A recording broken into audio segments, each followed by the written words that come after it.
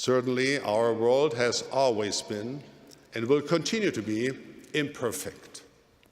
For too many innocent people suffer because of circumstances of nature as well as from man's inhumanity. The corruption and wickedness in our day are unique and alarming. But in spite of all this, I wouldn't trade living in this time with any other time in the history of the world.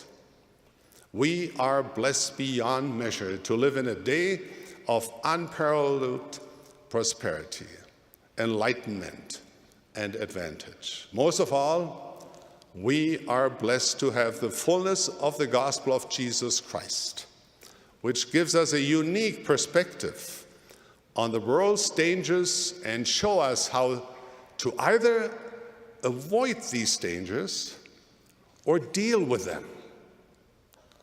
When I think of these blessings, I want to fall to my knees and offer praises to our Heavenly Father for his never-ending love for all of his children.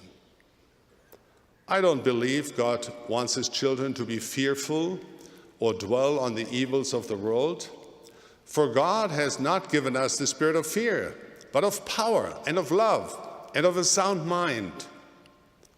He has given us an abundance of reasons to rejoice.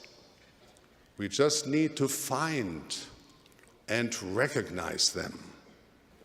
Brothers and sisters, we are charged with studying the Word of God and heeding the voice of the Spirit that we may know the signs of the times and the signs of the coming of the Son of God. We are therefore not ignorant of the challenge of the world, nor are we unaware of the difficulties of our times. But this does not mean that we should burden ourselves or others with constant fear.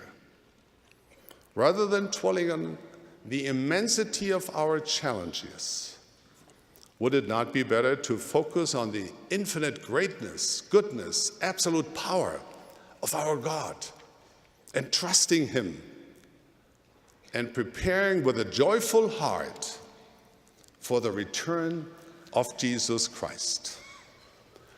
Do we live in a time of peril and turmoil? Of course we do.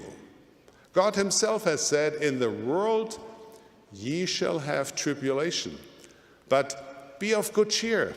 I have overcome the world." Can we exercise the faith to believe and to act accordingly? Can we live up to our commitments and sacred covenants? Can we keep the commandments of God even in challenging circumstances?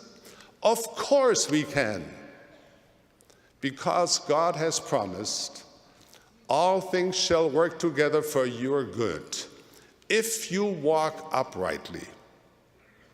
Therefore, let us set aside our fears and live instead with joy, humility, hope, and a bold confidence that the Lord is with us